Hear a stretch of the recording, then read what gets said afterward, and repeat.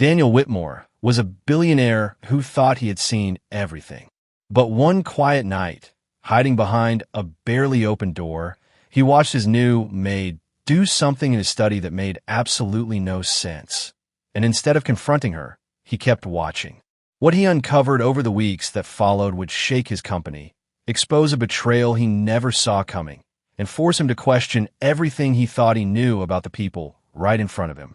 Just before we get back to it, I'd love to know where you're watching from today, and if you're enjoying these stories, make sure you're subscribed.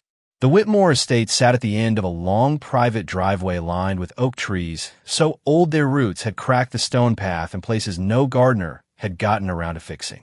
From the road, you could barely see the house, just the top floors, pale stone and tall windows, rising above the tree-line like something out of another century.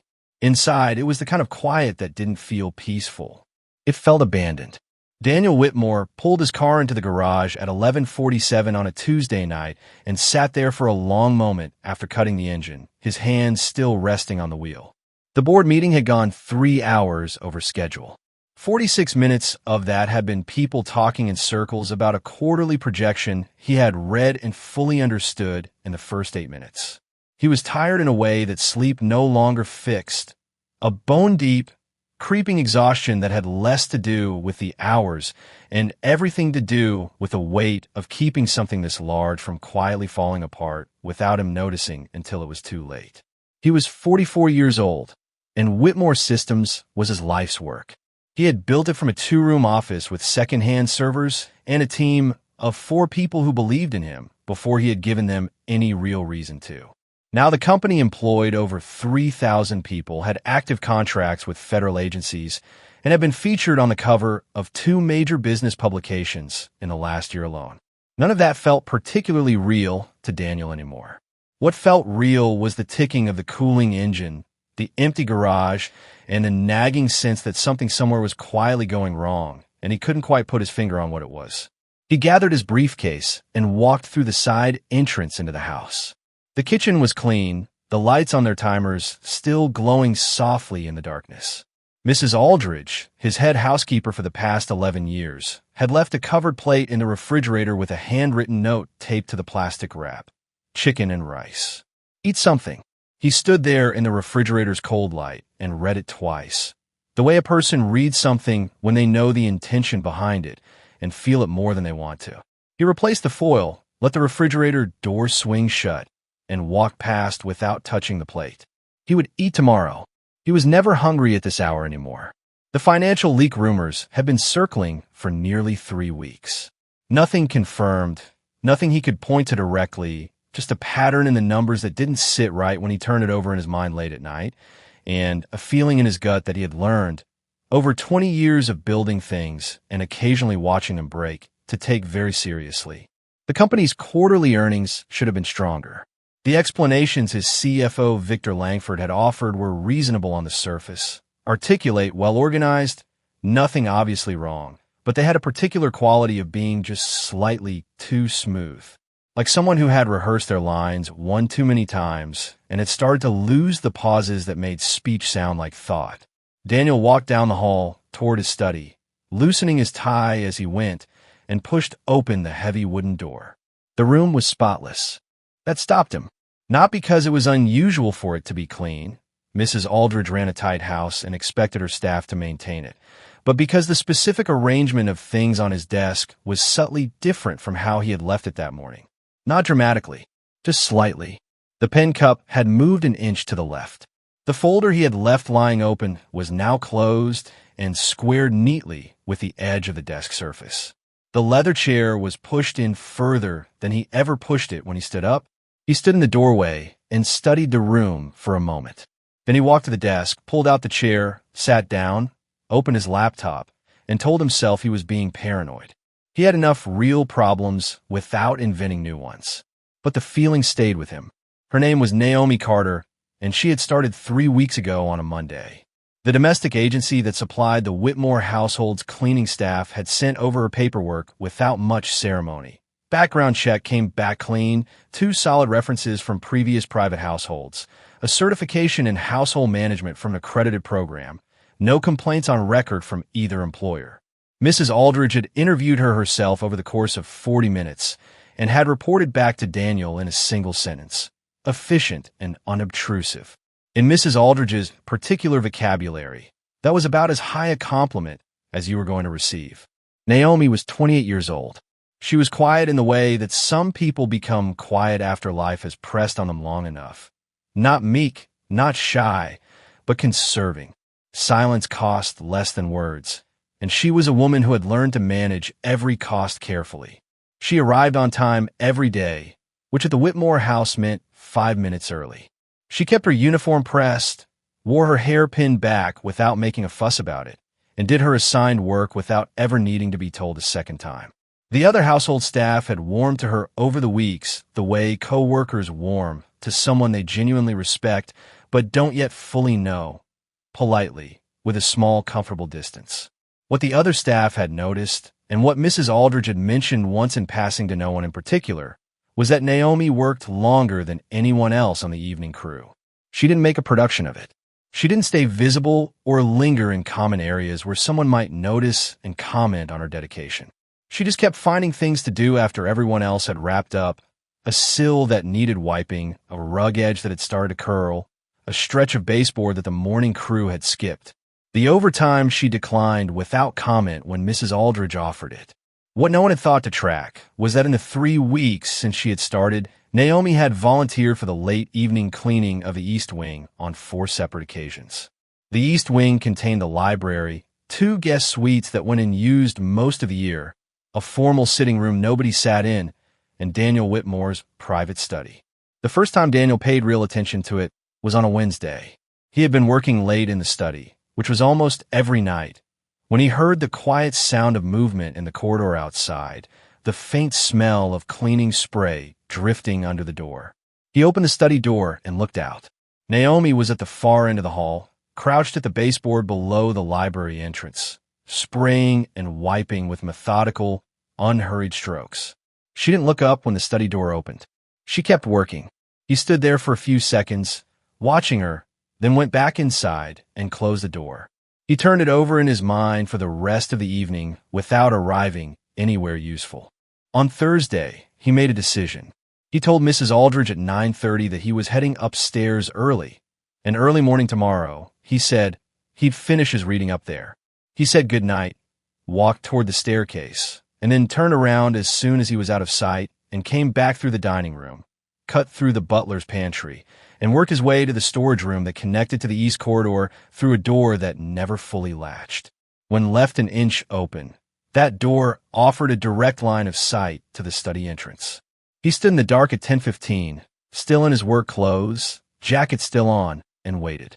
At 10:22, the study door opened from inside the hallway. Naomi walked in. She didn't reach for the overhead light switch. She crossed to the corner of the desk and clicked on the small amber lamp. The one he barely ever used, the one with the warm, low glow that didn't reach the window or bleed into the hall beneath the door. She stood still for a full 10 seconds after that, just listening, her head slightly tilted, making sure she was alone. That detail was deliberate. Daniel felt it immediately. She had made that specific choice deliberately. She put her cleaning caddy on the floor beside the door and didn't reach for it. Instead, she reached into the large front pocket of her apron and began pulling out money. Not stealing. She was pulling out her own.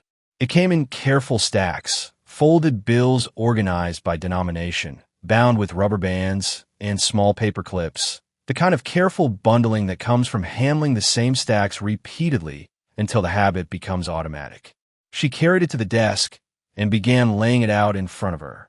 Her hands moved with a quiet speed, peeling off bills and counting on her breath, lips barely moving, eyes tracking the growing total with total focus. She had a small notebook, spiral-bound, drugstore quality, the cover worn soft at the corners, and she opened it to a page already dense with handwritten figures in small, even columns. She began writing, paused to recount when she reached a new number, confirmed it twice before committing it to paper. Daniel stood perfectly still in the dark doorway and tried to make sense of what he was watching. His first instinct, the one that rose up before he could stop it, and the one he would feel quietly ashamed of for a long time afterward, was that she was stealing, that the cash had come from somewhere inside the house. He moved through it quickly in his mind.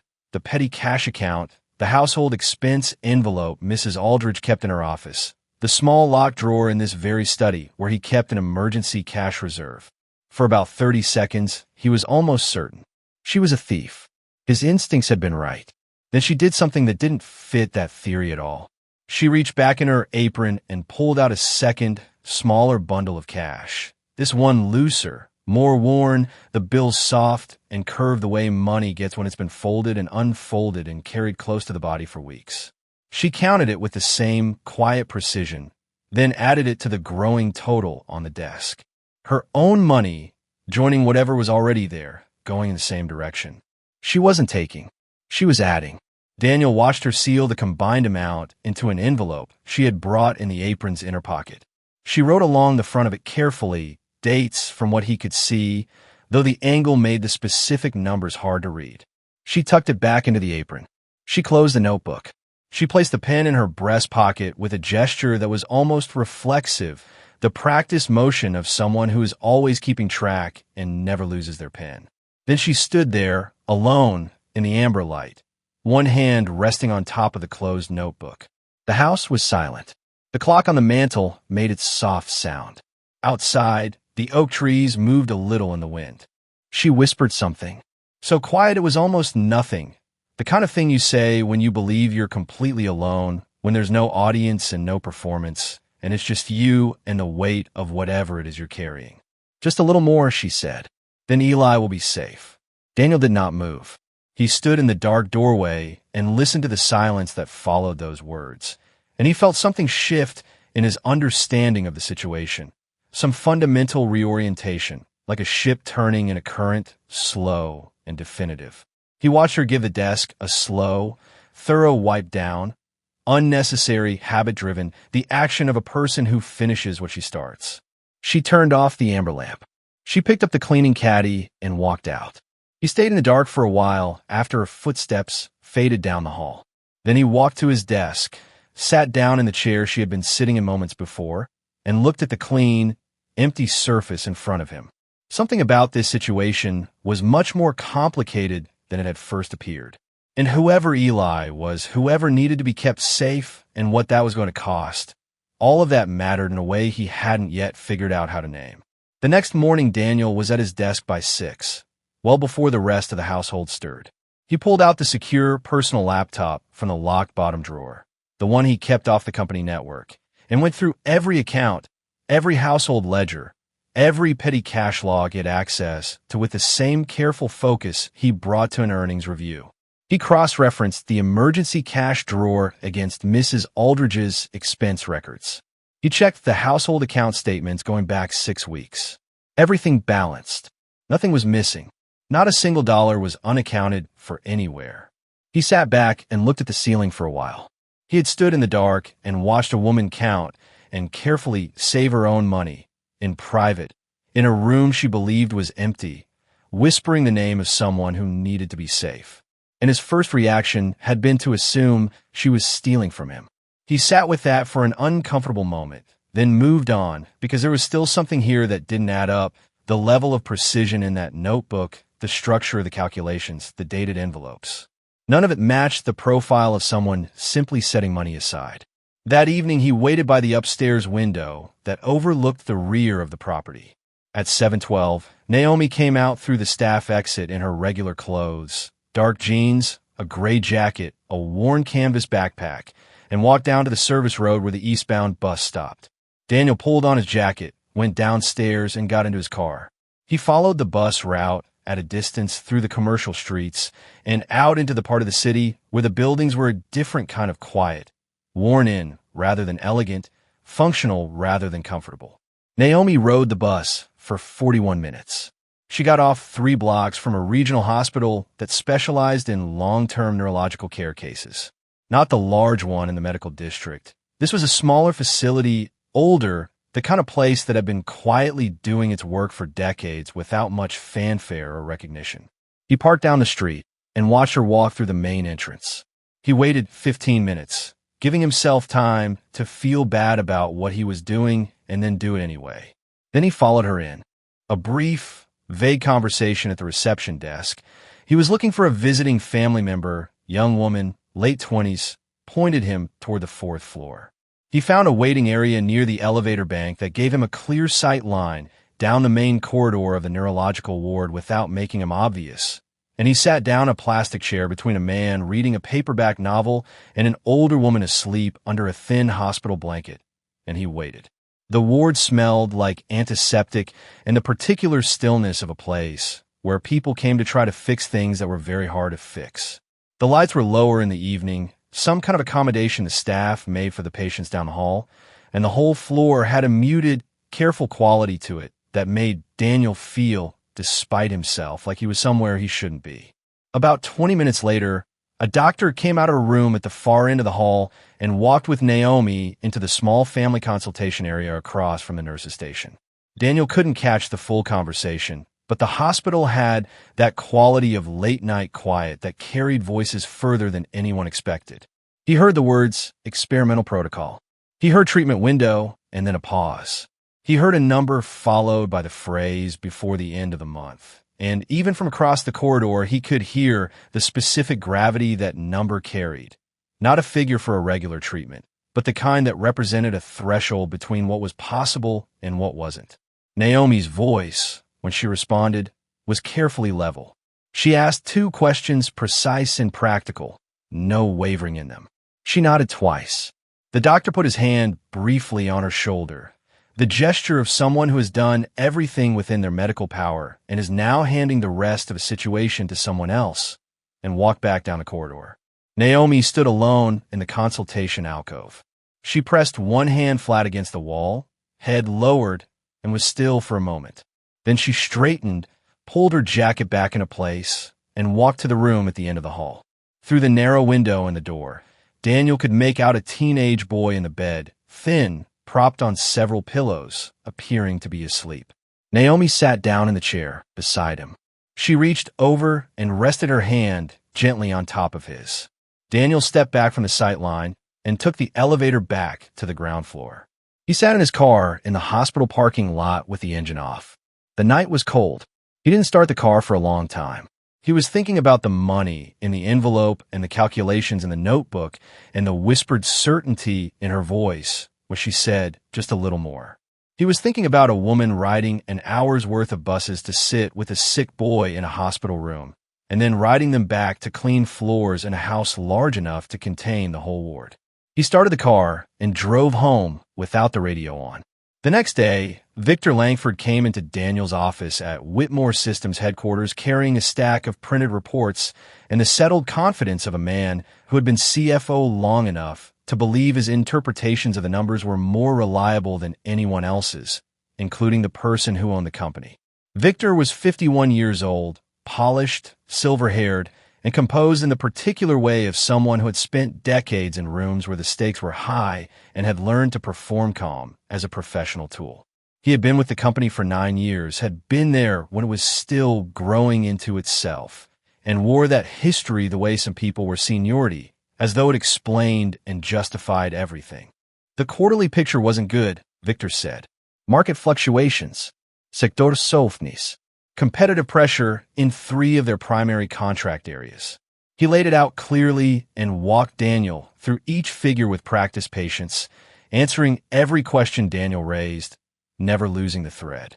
It was, as always, a smooth and well-organized presentation, the kind that left you feeling informed and slightly unsettled at the same time, without being able to point to a specific reason why. Daniel asked twice about a specific cluster of outgoing transactions in the infrastructure services division, figures that didn't match any vendor contract or disbursement schedule he could find documentation for. Victor had an explanation ready. Third-party vendor adjustments, standard reconciliation delays, nothing unusual for a company operating at their scale. Daniel nodded and let it pass. But he kept the page. After Victor left, Daniel made a call from his personal phone to Marcus Hale. Marcus Hale was a former financial crimes detective who had spent 22 years on the force before leaving 4 years ago to work independently. He was not flashy, not particularly easy to talk to, and not cheap. He was also thorough in a way that was difficult to find, patient in a way that was harder still, and had a network of contacts in financial institutions, regulatory bodies, and accounting firms that he had built quietly over 2 decades and never wasted. Daniel had used him twice before, once for a vendor fraud matter that had been eating at company margins for 18 months, and once for a background investigation on a potential board member who had turned out to have a quietly interesting history with offshore accounts. Both times Hale had delivered. Daniel gave him the transaction figures that had been bothering him and told him to move quietly. Hale called back 5 days later. He had found something, not the full picture yet, but a pattern. Transfers moving through the company's vendor payment channels in amounts small enough to avoid automated alerts, but consistent and rhythmic, appearing at regular intervals. The money was flowing outward and surfacing somewhere else through a layered routing system. He had traced 3 of the transfers to the next step. There were almost certainly more going back further. He would keep following it. Daniel thanked him, hung up, and remained in his office chair without moving for several minutes. That night, well after midnight, he did something unplanned. He went to the East Wing utility closet with a master key and retrieved Naomi's notebook from the cleaning caddy where he had seen her store it. He carried it to the study, set it under the amber lamp, and opened it carefully. The first several pages were exactly what he had expected, a savings register. Columns of weekly deposits, running totals, a countdown of sorts toward a specific dollar amount written at the top of the page in slightly heavier ink, circled twice. Medical payment deadlines noted in the margins with small calendar references. The arithmetic was modest but precise, the discipline of someone managing something very close to impossible with no margin for mistakes and no one else to catch an error. He turned further into the notebook. The middle section was different in character entirely. It began with what appeared to be partial figures she had copied, numbers he recognized from documents that had been sitting on his desk in recent weeks. Not full reports, not systematic copying, fragments. The kind of thing a person might notice in passing while wiping down a surface, if that person happened to be paying attention in a particular way. But what she had done with those fragments was what stopped him completely. She had run calculations, long, multi-step cross-reference calculations written in a hand that was small and unhurried and entirely confident. She had matched vendor codes across entries separated by weeks. She had flagged a recurring transaction identifier that appeared in several of the outflows. She had drawn connecting lines in pencil between figures that only related to each other if you knew what you were looking for and had taken the time to map it carefully. At the bottom of one page, in her neat small handwriting, she had written a note next to a circled number. This doesn't match the disbursement schedule. Where does this go? On the next page, she had started trying to answer that question, and she had gotten 3 steps further into the transaction chain than Marcus Hale had managed in 5 days of professional investigation. Daniel sat with the notebook open in both hands and stayed very still. He had spent 2 decades of his career evaluating people, hiring talent, developing it, losing it occasionally to companies that paid more, recognizing it sometimes in unexpected places. He knew what he was looking at right now. This wasn't idle curiosity or coincidence or the lucky guess of someone flipping through papers. This was a trained analytical mind that had noticed something wrong in a set of numbers, recognized the shape of the irregularity, and begun pulling the thread the only way it knew how, carefully, systematically, without drama, and without anyone's permission. He turned back to the front of the notebook and read through the savings totals again. The medical payment schedule, the running count toward the end of the month. He closed the notebook. He returned it to the utility closet exactly as he had found it, relocked the door, and walked back through the dark hallways of the house to the study. He stood at the window for a long time, looking out at the black lawn, the oak trees barely visible against the sky. The house was completely silent around him. Somewhere on the upper floor, his household staff slept, including a woman with a spiral notebook and a sick brother and the kind of mind that didn't fit anywhere near the role she was currently filling. There was something wrong inside his company.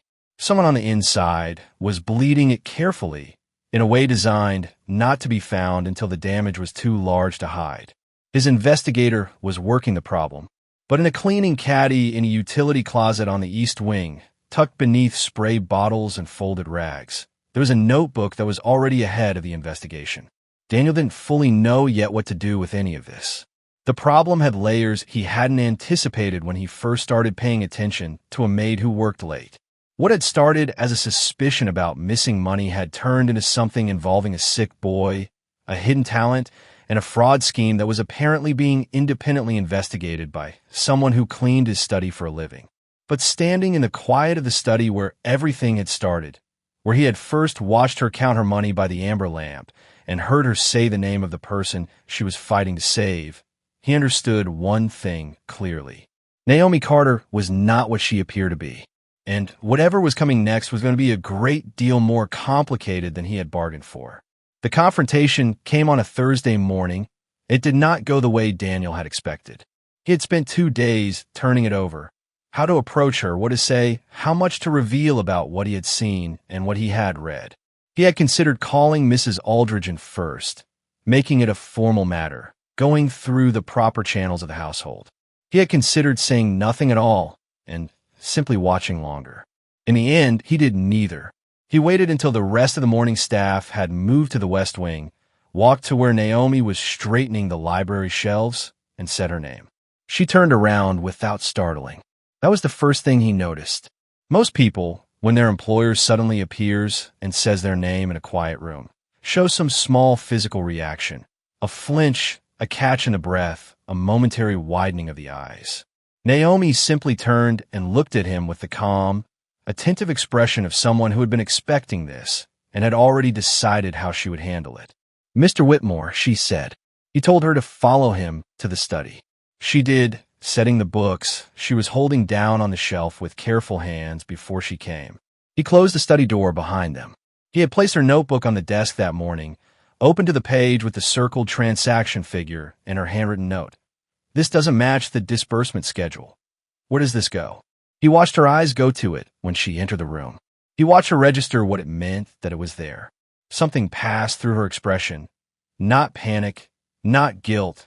Something closer to the careful adjustment of a person recalculating a situation they had already thought through several possible versions of. "I owe you an explanation," she said before he could say anything. "You owe me several," he said.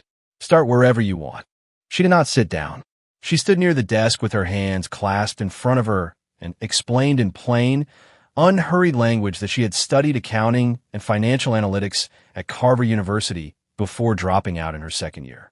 Her parents had both died within 4 months of each other.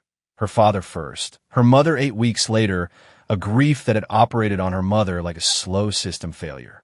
Naomi had been 22. Eli had been 11. There had been no one else. She had taken care of him. She had worked. She had eventually landed the domestic agency work because it paid reliably. The hours were flexible enough to manage a child's schedule around, and it required no degree, no credential, no interview that asked where she had seen herself in 5 years. She had been doing it for 6 years. The work was honest, and she did it well, and she had no complaints about it. When Eli's illness had been diagnosed 18 months ago, the financial reality had changed entirely. "The notebook," Daniel said. She looked at it again. "I noticed numbers when I was cleaning.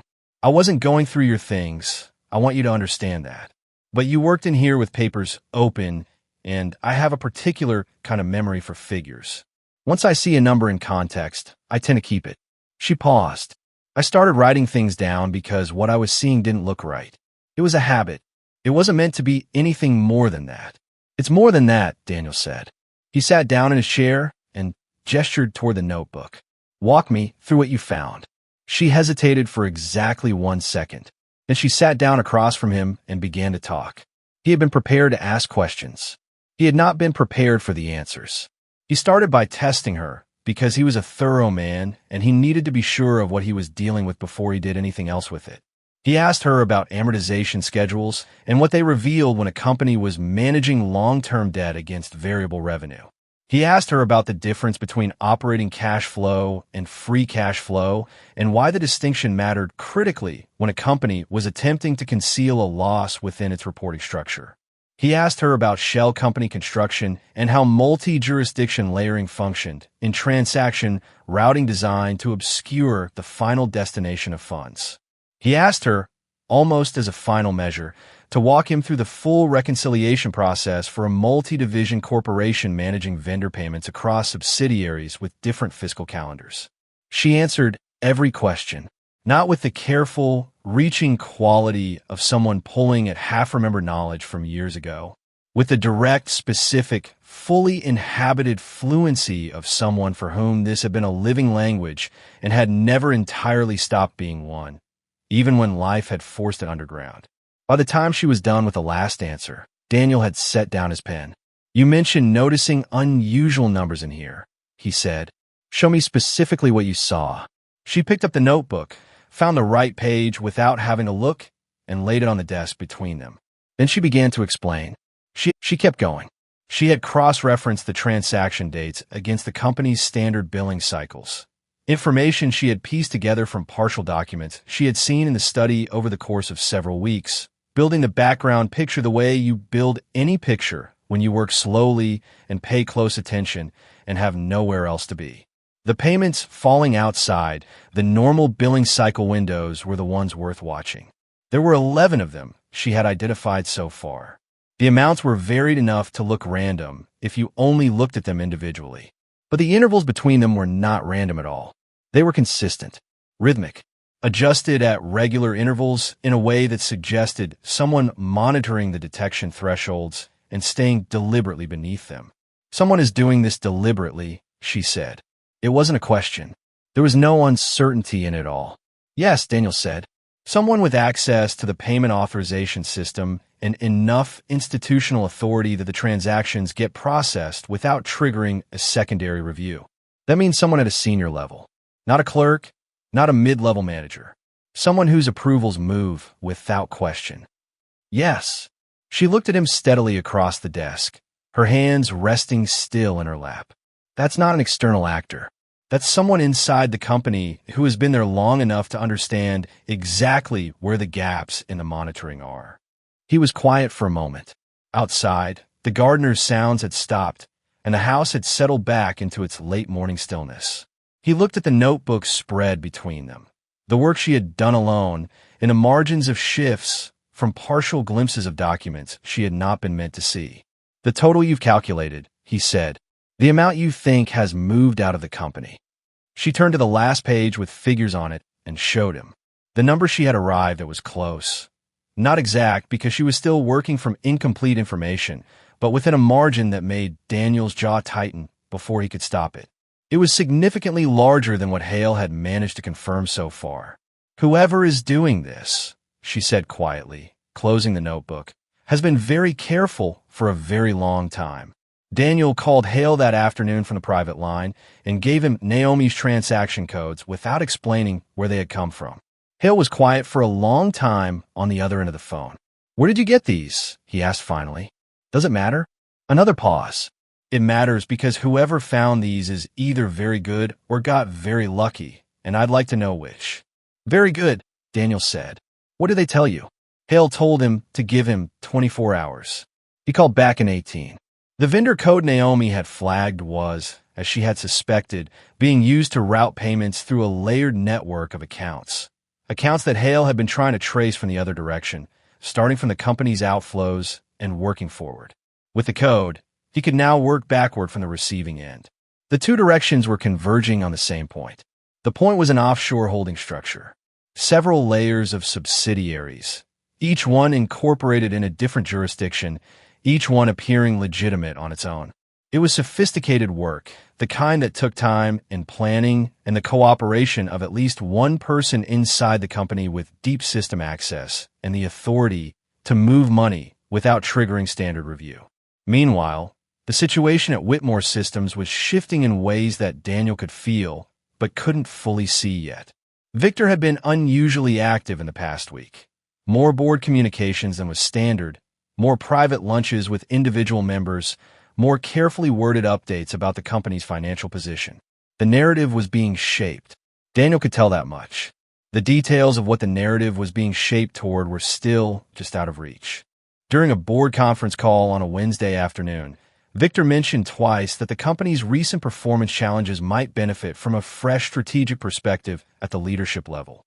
He said it both times with the smooth casualness of someone making an obvious point, not a pointed one. 3 board members had said nothing in response, but their silence had a particular quality to it. Daniel had noticed. He said nothing. On a quiet evening in the mansion, Daniel found Naomi in the study later than usual. She had started coming in during her regular shift now, not the late volunteer hours. He had asked her to, in a careful way that he hoped didn't sound like an order. He had given her access to a subset of the transaction records he kept on a secure drive, enough to continue the analysis she had already started. She hadn't asked for an explanation or for details about what he suspected or who he suspected. She had simply started working. He was at the side table reviewing Hale's latest notes when she said, without looking up from the figures spread in front of her, "I think I've found the control account." He put down the papers. She had been working through the subsidiary structure that Hale's investigation had partially mapped, approaching it from the payment pattern side rather than the corporate registration side. Where Hale had been looking for the company names and jurisdictions, Naomi had been looking for the mathematical signature, the specific way the amounts were sized and timed that would tell her which account was orchestrating the others rather than simply receiving from them. She turned the notebook. He called Hale the next morning and gave him the control account identifier. He told him where he needed to look next. Hale spent 3 days on it and came back with confirmation that went several layers deeper than what Naomi had been able to reach with the partial records she was working from. The control account was real. The connection to Victor's name was real. Not direct, not the kind of thing that would hold up in court on its own, but clear enough to establish the direction. The network of shell companies had been constructed over a period of roughly 2 years, beginning a few months before the first irregular transaction had appeared in the company's payment records. Victor had been building this before he started using it. He had been patient about it. The confirmed total of what had moved through the network so far was somewhere in the range of $40 million. Hale said that number was likely a floor, not a ceiling. The transfers that were hardest to trace, the early ones, before the pattern had fully established itself, were still being reconstructed. Daniel sat with that number in the silence of his study and felt a specific kind of anger that he recognized from the 2 or 3 times in his career when someone he had trusted had shown him what they had actually been doing with that trust. It was cold and clarifying, not hot. It made him think more precisely, not less. He told Hale to keep going. Then he asked Naomi if she was willing to continue. She said yes without hesitating. They worked mostly at night, after the household had gone to bed. Daniel would pull up the financial records on the secure drive. Naomi would work through them with her notebook and a mechanical pencil she had started keeping in her apron pocket specifically for this purpose, and they would go over what Hale had found against what she could see in the transaction patterns, building the picture from both directions at once. It was a strange arrangement by any reasonable measure. A billionaire tech magnate and his maid sitting across from each other at 11 o'clock at night, working a corporate fraud investigation under the amber lamp in the same study where all of this had started. But it worked with a consistency that surprised Daniel a little. Her mind moved differently than Hale's. Hale followed chains, one link at a time, methodically and reliably forward. Naomi found shapes. She looked at a page of numbers the way someone looks at a room when they walk in for the first time, taking the whole thing before she focused on any one piece of it, noticing what was out of proportion before she started measuring anything specific. Between the 2 of them, and Hale working in parallel from his end, they were covering ground that none of them was covering alone. She was good at it in a way that was both specific and recognizable to Daniel, who had spent 2 decades evaluating people in professional settings. Not just the technical foundation, the accounting principles, the system's logic, the pattern recognition she had clearly been developing long before she ever walked through his front door. It was also her patience.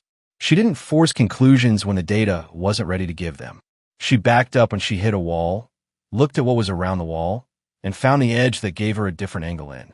She treated the problem as a thing to be mapped fully before it could be solved cleanly, and the map was always the thing that eventually led somewhere real. Daniel found himself watching her work on certain evenings with an attention that caught him slightly off guard. He was accustomed to talent. He had worked alongside very talented people for his entire career, had hired a number of them, had occasionally lost them to competitors who outbid him, and had occasionally wondered afterward whether he had done enough to hold on to them. But there was something specifically striking about seeing ability like this trained, this precise, this deeply in command of itself, operating 6 years outside of any context built to recognize or use it. It reminded him of something he couldn't immediately name, and then one evening it came to him. It reminded him of the early years of his own company, when he had been the person in the room who understood something no one else quite understood yet and had no infrastructure around him to prove it. One night, working through a cluster of transactions from the previous year, Naomi stopped. She was quiet long enough that Daniel looked up from the Hale report he was reviewing. "There's a transfer here," she said. "It's different from the others." He came around to her side of the desk. She had found a transaction that didn't fit the rhythm of the rest of the network. Not in size, not in timing, but in destination. The others all fed ultimately toward the control account structure. This one went somewhere else entirely.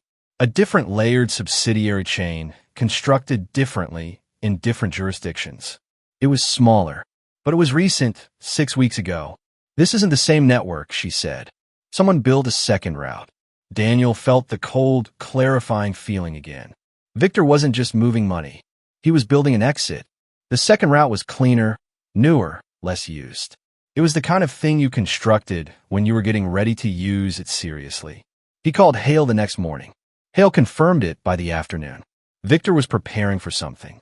The second network was structured to move a much larger sum than anything that had gone through the first one. The account architecture could support a transfer well into the hundreds of millions if the source funds were there. And at Whitmore Systems, there was a situation unfolding that Daniel was only beginning to understand the full shape of. Victor had been meeting with board members individually.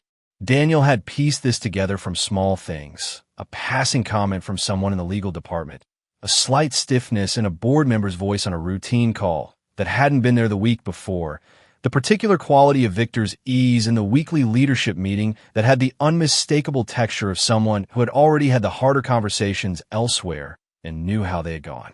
The narrative Victor had been quietly constructing was approaching some kind of conclusion. Daniel could feel the timing of it pressing in a way he recognized from his years in business. The particular compression of events that happens when someone else is steering toward a moment they have chosen, and you can see the shape of it coming before you could see the full detail. Whatever Victor intended to do with the second financial network, whatever large transfer he was preparing, it was coupled to something he was maneuvering within the board. The two tracks were running parallel, and they were going to arrive at the same point at approximately the same time. That was not coincidence. It was design. Detective Hale came to the mansion on a Thursday evening with a folder of printed documents and the expression Daniel associated with him, having found something that changed the scope of the investigation rather than just advancing it. He laid the papers on the study table without preamble. Naomi was there, and Hale had by this point moved past whatever adjustment he had made when he first realized she was a central part of the operation.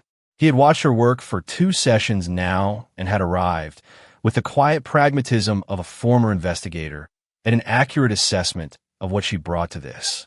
What Hale had found was a pattern of construction. The shell company network Victor had used wasn't unique to him. Hale had found structural matches in 3 other corporate fraud cases over the past decade.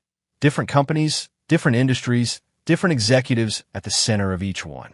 But the method was identical in ways that went beyond coincidence or similar thinking. The same jurisdictional sequences, the same approach to account naming conventions, the same timing architecture between the layers. Someone had built the same machine multiple times for multiple clients and had been careful enough about it that none of the earlier cases had ever been publicly connected to each other.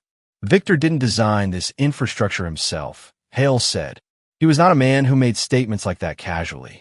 He contracted it. He's working with people who run this as a service. They help corporate insiders construct the framework, execute the transfers, and handle the exit. This isn't amateur work. This is an organized operation that has done this before and gotten away with it. Naomi had been reading through the documents while Hale talked. She set one of them down and said, without looking up, "If that's true, then the second network has a schedule that Victor doesn't fully control. The people he's working with will have a timeline. The major transfer won't happen when Victor decides he's personally ready. It'll happen when they tell him the window is open. He'll move when they say move. Hale looked at her across the table. Then he looked at Daniel. She's right, he said. These operations run on their own timetable. The client follows instructions. Daniel nodded. He had been arriving at the same conclusion from a different angle, but hearing it confirmed by Hale gave it a different weight. If Victor was on someone else's schedule, they couldn't predict the timing from Victor's behavior alone. They needed to find the window from the other end. Then Hale told them the last thing he had found, which was the thing that changed the atmosphere in the room entirely. Victor hadn't just been running a financial operation out of Whitmore systems. He had also been watching it. Security monitoring equipment, sophisticated, not standard consumer gear, had been installed in 2 locations connected to the mansion. One was a relay near the estate's main server access point. The other was something Hale's contact had found evidence of inside the building itself, though the exact placement was still being determined. The 3 of them were silent for a moment. Naomi was the one who moved first. She turned slightly in her chair and looked at the corner of the study where the 2 cameras Daniel used for internal security sat on their standard mounts, one covering the door, one covering the desk area. She watched them for a moment without making it obvious she was watching them. Then she turned back to Daniel and said quietly, in a voice that was completely steady, "One of the cameras just moved." Daniel looked at the desk-facing camera. It was pointed differently than it had been an hour ago. Not by much, by just enough. He kept his face neutral. He leaned back slightly in his chair, the posture of a man finishing a routine evening's work, and said nothing. Naomi took her cue from him and closed her notebook. Hale stacked his papers with the unhurried movements of someone wrapping up a meeting. But before they stood up, before anyone made any motion toward leaving, Naomi leaned forward and said 3 words in a voice barely above a whisper. "Someone knows we're looking." The words had barely settled in the air when Daniel's phone, face up on the corner of the desk, lit up. A message from Victor Langford. Short, formal, and timed in a way that made the hair on Daniel's arms rise. Emergency board meeting requested. Tomorrow morning, 9 o'clock. Attendance critical. Daniel read it twice. He set the phone back down on the desk face up, the same way it had been before. He looked at Naomi. He looked at Hale. The camera in the corner of the study was still aimed at the desk. Victor's message was still glowing on Daniel's phone screen. Whatever was coming next was already in motion, and the man who had sat across from Daniel at board tables for 9 years had just made the first move in the open. Daniel looked at Hale, then at Naomi, and kept his voice completely level. "We don't change anything tonight," he said. "We go on as if nothing has shifted." He turned the phone face down on the desk with the unhurried movements of someone checking a routine message and setting it aside. Tomorrow morning would come soon enough, and with it the next phase of whatever Victor had spent the last 2 years building toward. Tonight, the most important thing they could do was give him no reason to speed up. The morning came gray and cold, the kind of March weather that made the oak trees along the driveway look stripped down to their essentials. Daniel left the mansion at 8:15 in a dark suit, alone, without telling anyone in the household where he was going or why. The drive to Whitmore Systems headquarters took 22 minutes, and he spent most of it thinking not about what he was going to say, but about what he was going to let Victor believe. The lobby of Whitmore Systems was all clean lines and polished concrete, the kind of design that signaled competence and permanence without trying too hard. Daniel had always liked it. This morning it felt different, like walking into something that had been quietly rearranged while he wasn't watching, the furniture in the same places, but the weight of the room shifted in some way that wasn't visible and was entirely real. The boardroom was on the 14th floor. When he stepped off the elevator, 3 of the board members were already in the hallway outside, speaking in low voices that stopped when they saw him. They greeted him with the careful politeness of people who have recently been told something about you and have not yet decided how much of it they believe. Daniel shook hands, asked about families, said nothing of substance, and went inside. Victor was already at the head of the table.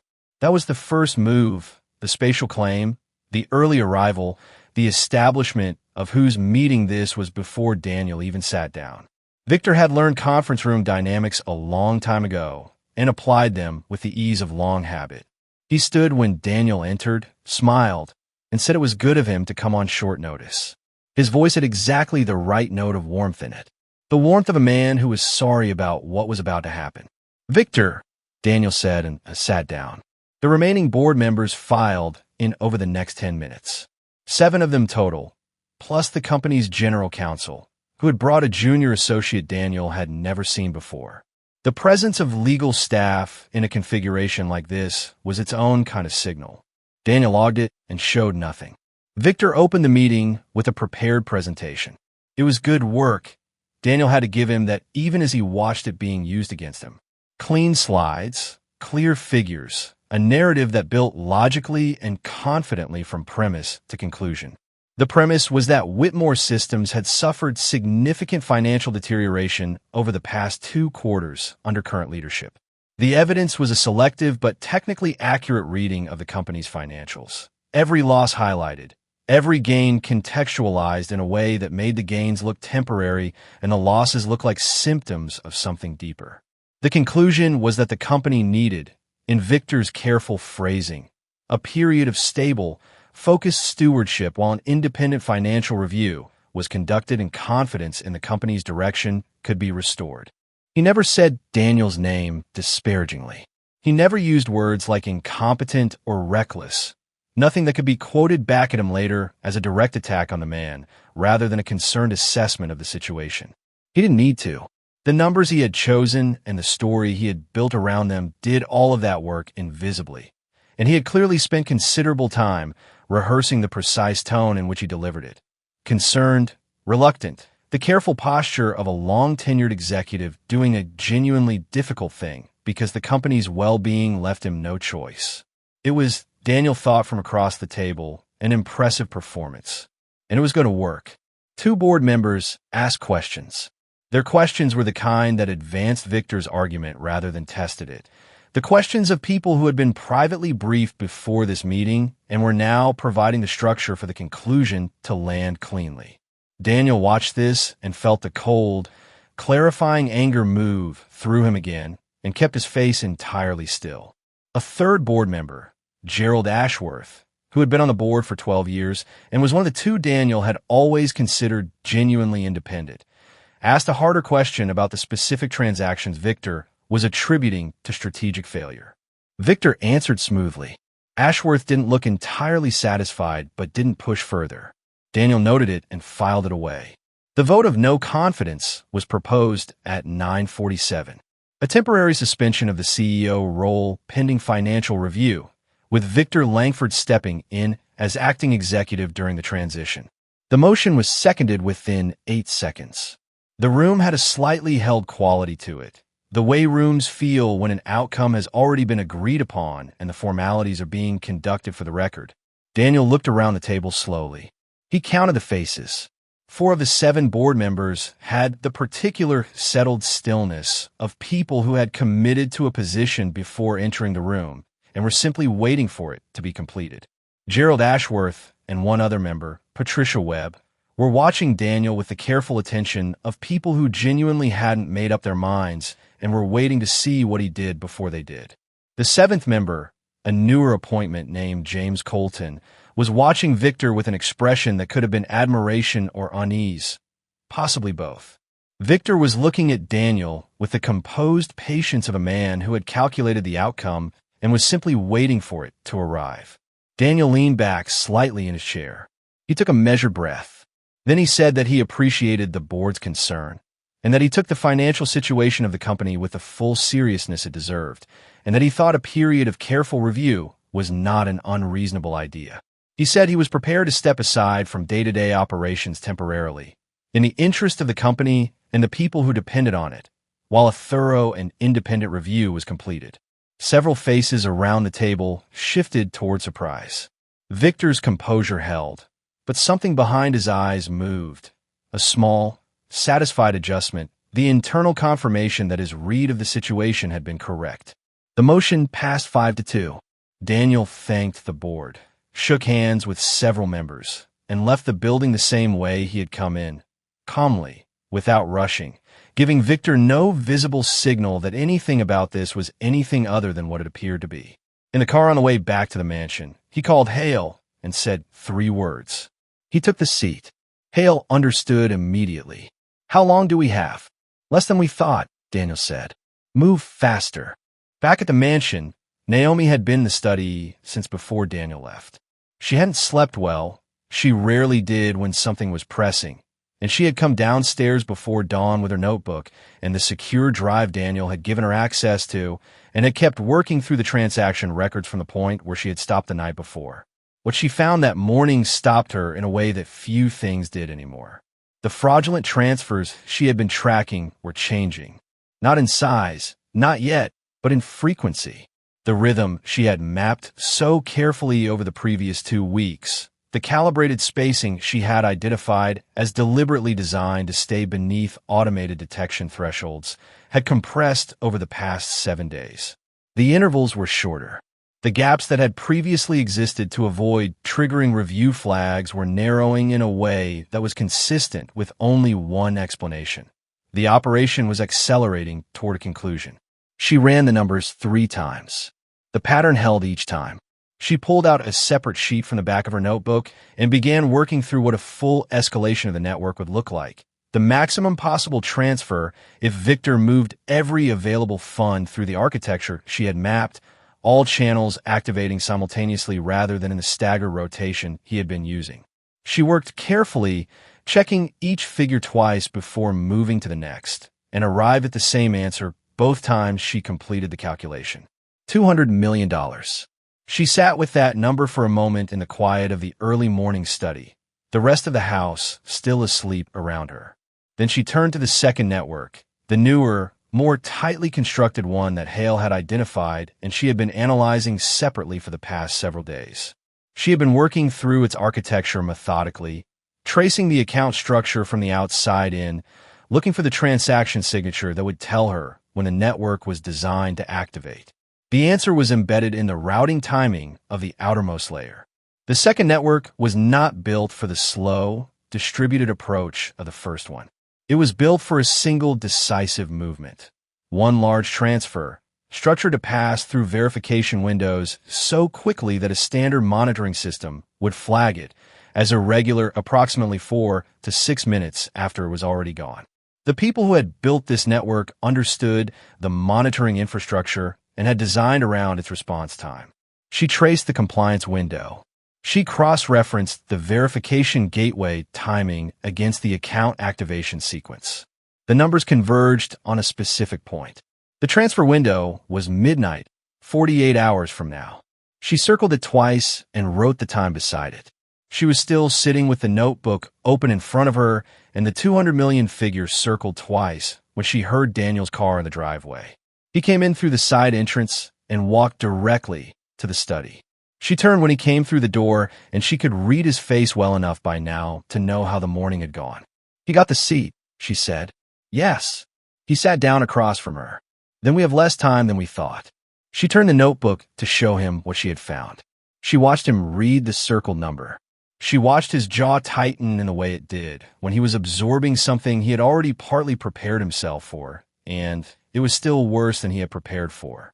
48 hours, he said. "Less now. The window opens at midnight the night after tomorrow." He called Hale immediately. Hale picked up on the first ring, which meant he had been expecting the call. Daniel gave him the timeline. There was a pause on the other end of the line. Then Hale said he had something too. He had confirmed earlier that morning that the organized network Victor was working with had moved 2 principals out of the country in the past 72 hours. They were clearing the way. When the transfer happened, Victor was meant to follow. "He's planning to disappear," Hale said. The board move wasn't about controlling the company. It was about getting access to the accounts long enough to authorize the transfer. Acting CEO means his authorization codes go through without secondary approval. Daniel looked at Naomi. She had heard. She was already writing. "Naomi," Daniel said quietly, "may be the only person who can actually stop the transfer before it clears." She didn't look up from the notebook. "I know," she said. That evening the mansion was quieter than usual. Mrs. Aldrich had sensed, with the particular perception of someone who had managed a household through more than one crisis, that something was happening that she wasn't being told about, and had managed the rest of the staff with an efficiency that cleared the East Wing by 8 o'clock. She didn't ask questions. She never had. It was part of what made her exceptional at her work. By 9 o'clock, Naomi had the full architecture of the transfer system spread across the desk in a combination of handwritten diagrams and printed routing maps that Hale had dropped off earlier in the evening. She was working through the encrypted transaction routing layer by layer, not hacking in a way that required breaking codes, but following the financial logic the way she would follow any complex transaction chain, finding the points where the routing had to surface from the encryption to interact with real account infrastructure. Those surface points were the vulnerability. Every transaction, no matter how well constructed the shell around it, had to interface with the actual banking system at some point. And at the interface points, there were rules, compliance windows, verification requirements, timing constraints that existed because the financial system required them, not because Victor's network had designed them in. Those constraints were where she could work. Daniel was at the side table with Hale's latest files when Naomi's phone buzzed on the corner of the desk. She picked it up. "Read it," set it back down without a change in her expression, but the way she set it down, carefully, with a deliberateness that wasn't her usual movement, made Daniel look up. "What is it?" She turned the phone to show him. The message was from a number she didn't recognize. It said, "Stop looking into things that don't concern you." The room was quiet for a moment. Daniel read it twice. How long ago was this sent? Just now. He picked up his own phone and called Hale. He read the message to him. Hale was silent for a few seconds, and then said he'd run the number, but not to expect much. These messages came from disposables. More important was the fact that it had been sent at all. Someone in Victor's network was aware enough of what Naomi was doing to want her to stop. That meant one of two things. Either the surveillance through the mansion cameras had given them more than just a visual, or there was a second layer of monitoring they hadn't found yet. "Keep working," Hale said. "Don't change anything. If you stop, they'll know you got the message and it scared you. If you keep going, we maintain the uncertainty." Naomi had already turned back to the routing maps. She kept working. The night passed slowly. Daniel stayed. He wasn't going to leave her alone in the study with a thread on her phone and a surveillance camera that had already shown itself to be compromised, and she didn't ask him to. They worked in the focused, mostly quiet way they had developed over the past week. She on the financial architecture, he on the strategic picture with Hale's documentation. The two threads running parallel and occasionally intersecting when something she found matched something he was reading. Around 1 in the morning, she found the central routing account. She had been working toward it for 3 days, approaching it from the transaction signature side, looking for the mathematical heartbeat of the network, the account whose timing pattern controlled the behavior of all the others. She had found it in the first network weeks ago. The second network was more tightly encrypted, but the underlying logic was the same because the same people had built it, and people repeat their methods, even when they're trying to be careful. She circled it on the diagram. She wrote the account identifier beside it. She looked at it for a moment. "If someone can get into this account before midnight tomorrow," she said, "and freeze the outbound transfer authorization, the whole thing stops." Daniel looked at it. "Can you do that?" She was quiet for a moment. Not the hesitation of someone who didn't know, the quiet of someone thinking through exactly how. "I need 1 more day of access to the routing system and a clean connection," she said. "If Hale can get me the compliance interface credentials for the primary verification gateway, I can redirect the monitoring signal and flag the transfer before it authorizes. It won't reverse what Victor has already moved, but it stops the 200 million. Daniel looked at her steadily. "I'll get them." The next morning, Naomi took the bus to the hospital. She hadn't been in 4 days, the longest stretch since Eli's treatment had entered the critical phase, and she needed to go, both for him and for herself. She needed to see him before tomorrow night. She needed to have that in her before whatever the next 24 hours brought. The neurological ward was the same as it always was. The same careful quiet, the same lowered lights, the same particular smell of the place that she had stopped noticing months ago and now could only detect when she had been away from it long enough that her senses reset. She walked down the corridor to Eli's room and knocked lightly before pushing the door open. He was awake. That was a better morning than the last time she had come. He was 17 and looked younger in the hospital bed than he did in her memory of him before any of this. Smaller somehow, though he had actually grown 2 inches since the diagnosis, which the doctor said was a sign the disease hadn't affected his physical development the way some cases did.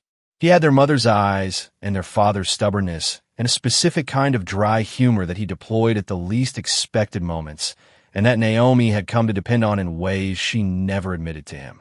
"You look tired," he said by way of hello. "I am tired. Are you still doing the thing?" She sat down in the chair beside the bed. "What thing?" "The thing you're doing. I can always tell when you're doing a thing." He looked at her with the particular attention of someone who has had a lot of time to study the people who come into his room. "It's the thing." She looked at him. "I'm finishing something," she said. "After tomorrow, it should be done." He was quiet for a moment. "The money," he said. Not asking. "Part of it," she said. "A bigger part." He nodded once in the way he had, slow, accepting, the nod of someone who had learned that certain things were true and that asking more questions about them didn't change what was true. She stayed for an hour. She helped him with the crossword from the nurse's station newspaper, which he was 2/3 through and stuck on a 7-letter word for persistence that she supplied without pausing.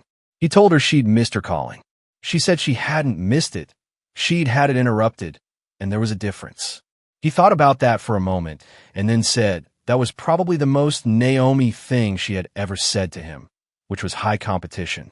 She smiled in the way she only smiled in this room. Before she left, she stood at the window of his room and looked out at the courtyard below, a small paved square with a bench and a tree just beginning to show the first faint signs of coming back.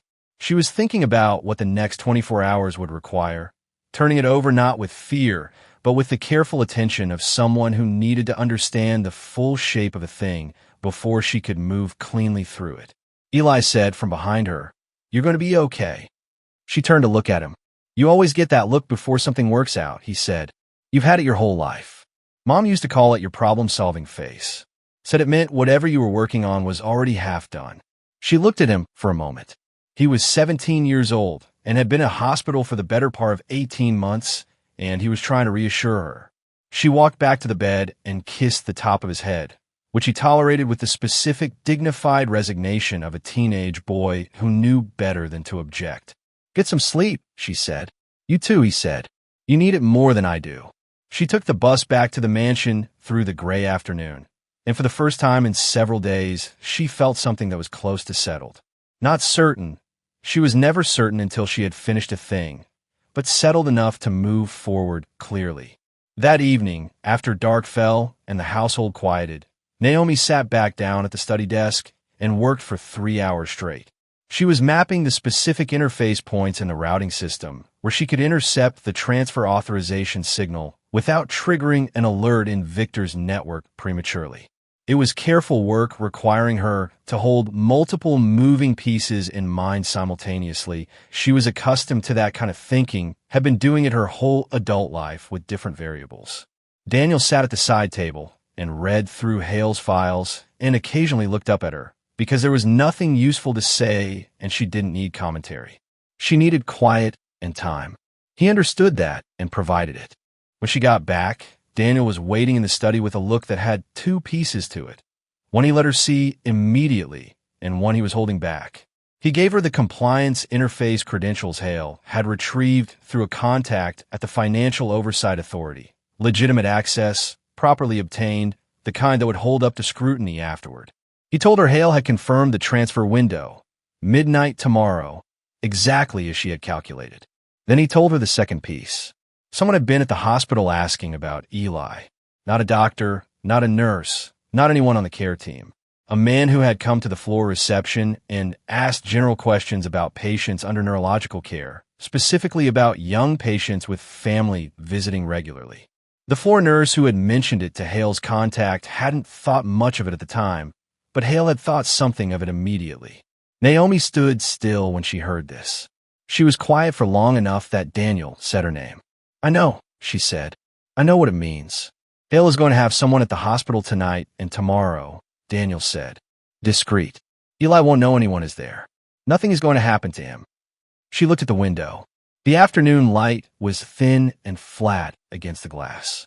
She was doing the calculation she always did when something new came into the equation, measuring what it cost against what it changed and what it didn't change.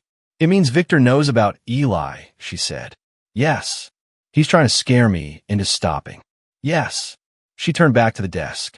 She sat down, opened her notebook to the page with the central account circled, and picked up her pencil. He picked the wrong thing to use, she said.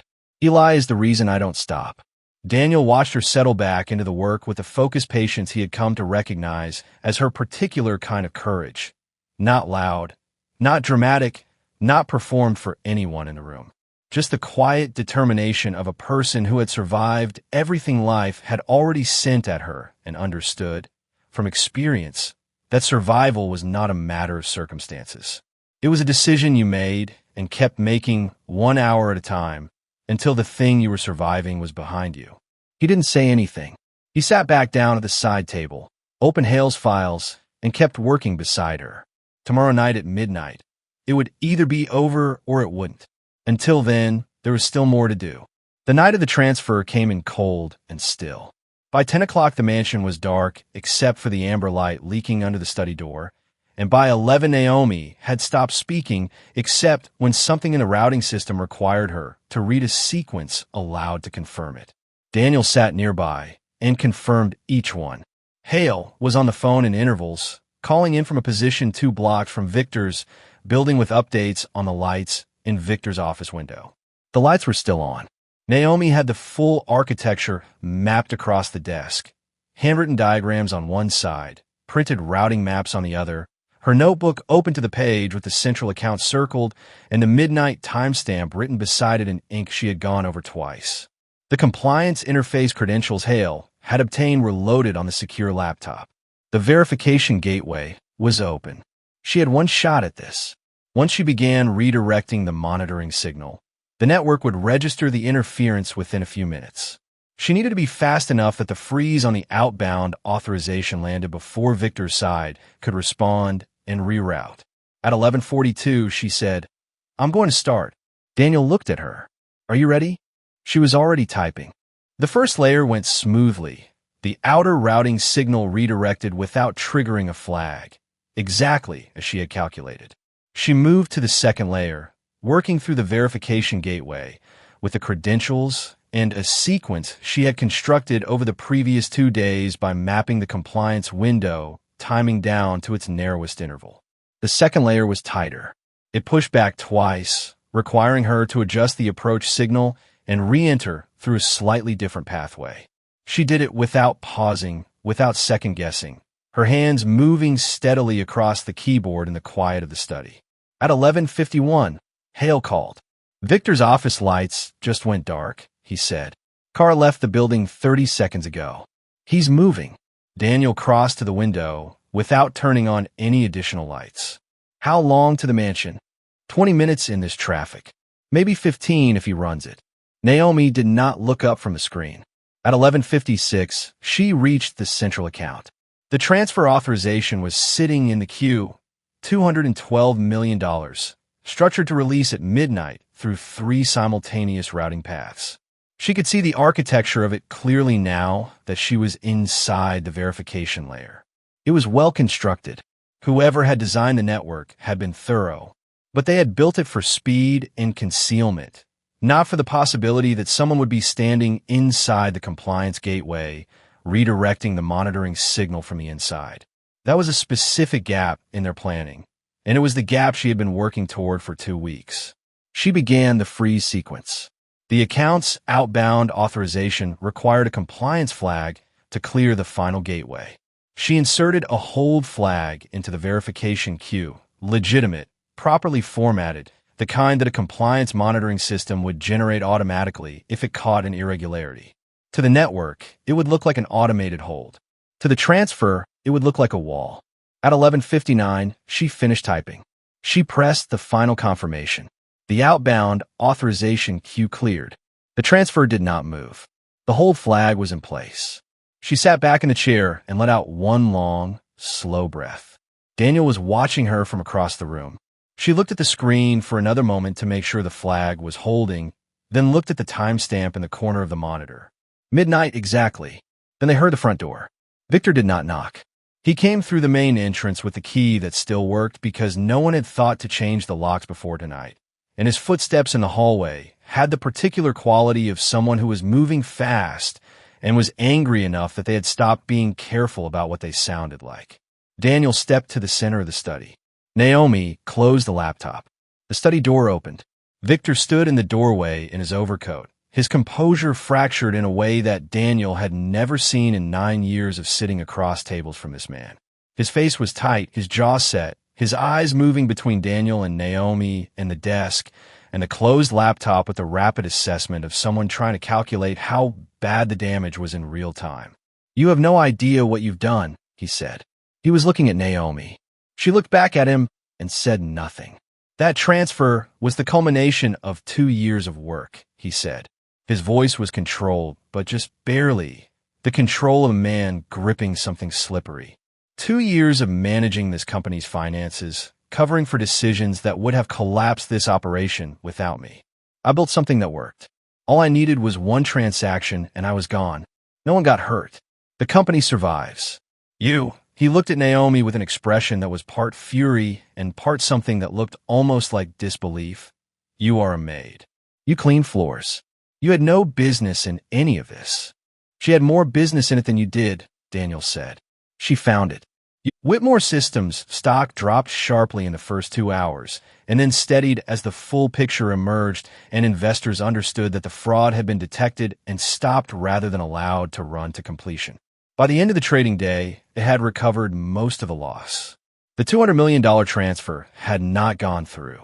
The $40 million moved through earlier transfers was being traced through asset recovery proceedings. The board called an emergency session on Friday morning. Gerald Ashworth opened it by saying the board had been manipulated and that correcting that was the first order of business.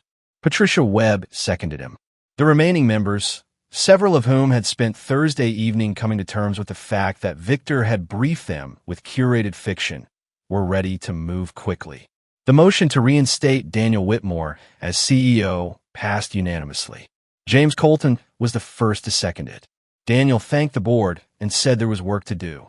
The public acknowledgement happened the following week. In a statement Daniel released alongside the company's official response to the fraud investigation. Most of it was standard corporate language. The company cooperated fully. Steps would be taken. The integrity of the organization had been upheld. The last paragraph was not standard language. It described the role of a member of the household staff who had identified financial irregularities through her own initiative, whose analytical work had been central to tracing the fraud network, and without whose contribution the $200 million transfer would not have been intercepted. It named her. Naomi Carter read it on her phone, sitting in the hospital waiting area on the 4th floor, where she had come to be with Eli when he heard that his treatment had been approved and fully funded. She read it twice. Then she put the phone in her pocket and went into his room to tell him the news. He was awake. She sat down in the chair beside the bed and told him about the treatment, the timeline, the doctors, the plan. She told him everything was arranged. She watched him take it in, watched his face move through the various stages of a 17-year-old receiving information that had been the center of his sister's entire life for 18 months, and then watched him look at her with her mother's eyes and say, in a voice that was working hard to stay even, "You did it." "We did it," she said. He shook his head slightly. "You did it." She let him have that. She looked out the window at the courtyard below, at the tree that had now come far enough back that you could see the green beginning in the branches, and she felt the particular quality of relief that only arrives after something has been pressing on you for long enough that you had almost stopped noticing the weight of it. It doesn't arrive. The conversation that followed, the real one, happened in the hospital corridor while Eli slept. Daniel told Naomi there was a position at Whitmore Systems in the financial analytics division. Not an entry-level position, not a courtesy appointment, but a role that matched what she had demonstrated she could do. He told her the salary. He told her the scope of the work. He told her the decision was entirely hers, and that he had already spoken to the division head, who had looked at the transaction analysis she had produced and said, with some feeling, that he wanted to understand how she had gotten there. Naomi stood with her hands in her jacket pockets and looked at the linoleum floor for a moment. Then she looked up. "I need to finish out the week with Mrs. Aldridge," she said. "She deserves proper notice." Daniel almost smiled. "Of course. And I want to start after Eli's first treatment cycle. I need to be here for the first 2 weeks. That's not a problem." She nodded once, slowly, the nod of someone who has finished calculating and found the answer acceptable. "Then yes," she said. 3 weeks later, Naomi stood outside the hospital on the morning Eli was cleared to move to outpatient treatment. The March cold had finally broken. The sky was pale and wide, and the kind of clear that felt like the weather had finally committed to something. She stood on the sidewalk with her coat open and let the thin warmth of it land on her face for a moment. She thought about the night in the study when she had counted her money under the amber lamp and whispered to herself and believed, as completely as she had ever believed anything, that she was alone. She thought about what had come from that night. The conversation, the investigation, the midnight transfer of Victor in the doorway, and now this morning, her brother walking out of hospital on his own feet. She thought about all the things you set in motion without knowing anyone is watching. Eli came through the automatic doors carrying the small bag she had packed for him, wearing his regular clothes for the first time in weeks, and he blinked in the sunlight like someone remembering what it was. "Ready," she said. "Been ready," he said. They walked to the bus stop together in the thin, clear March warmth, unhurried, no place urgent to be. That same afternoon, Daniel was in the study. The routing maps were gone. The desk was clean. The amber lamp was on in the early afternoon. Light, the way it was always on when he worked in here, had been on for years before any of this. He was reading a report from the Financial Analytics Division about the first round of internal audit improvements following the fraud case. And it was a good report, specific, precise, rigorous in the way that only happened when someone who understood what they were looking at had written it. He set it down and looked at the desk, at the room where he had stood in the dark of the doorway, and watched a woman count her own money under this lamp and whisper a name to herself in the silence. At the chair where she had sat across from him and answered every question he put to her without hesitation. At the lamp itself, still amber, still giving the same light. He thought about what he had been before all of this, how insulated, how sealed off in the specific loneliness of a life where everyone around you has something to gain from your approval.